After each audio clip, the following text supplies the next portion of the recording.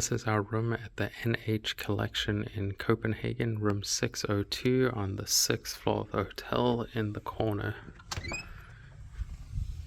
Coming in, there's a wide open walkway with some hooks on the wall for your jackets. There's a good view of the room with a king-size bed, and it has a mattress, not a joint down the middle. There's big windows that overlook the city, so you get a view of the canal and the city.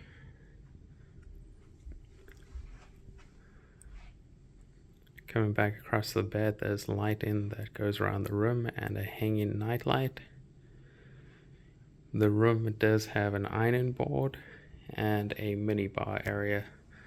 The minibar is stocked with a kettle and a coffee maker, as well as an assortment of coffees, and a fridge with your typical minibar items.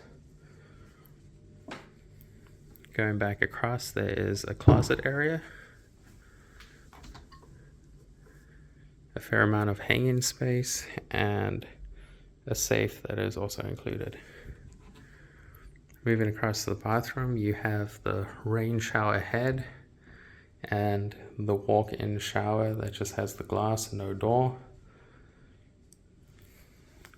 as well as a large mirror with backlighting and an overall very clean modern look.